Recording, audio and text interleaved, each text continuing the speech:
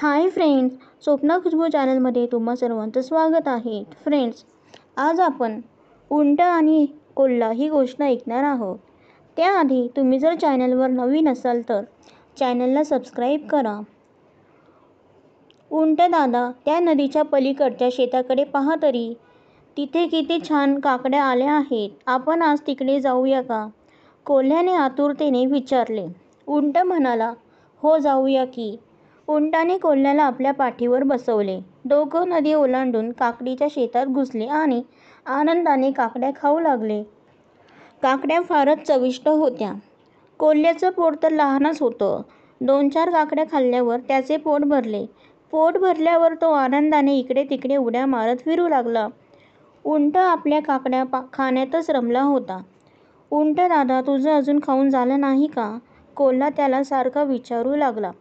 उंटाने उत्तर दिलं, माझं पोट मोठं आहे ना, अजून अर्ध देखील भरलं नाही. थोडा वेळ गप्प बस आणि मला जरा आरामात खाऊ दे बघू. पण कोल्ह्याला कुठला धीर निघायला. पोट भरलं की मला गप्प बसताच येत नाही, असे म्हणून कोल्हा आकाशाकडे तोंड करून असा आवाज काढू लागला. कोल्ह्याचा आवाज ऐकून आजूबाजूच्या गावातले लोके काठ्या घेऊन धावतच आले. ते पाहून कोल्हा पळत सुटला आणि नदी किनारी जाऊन थांबला. बिचारा उंट, त्याला काही पळता आले नाही आणि तो गावकऱ्याच्या हातात सापडला. गावकऱ्यांनी त्याला चांगला चोप दिला. मग उंट बिचारा रडत खडत नदी किनारी पोहोचला. कोल्ह्यानं वाईट वाटल्याचं नाटक करत म्हटलं, अरे रे, किती मारलं रे तुला. मला बघूनच किती वाईट वाटतंय. उंट म्हणाला, बरं ते जाऊ दे रे, आता लवकर माझ्या पाठीवर बस. आपण इथून निघूनच जाऊया.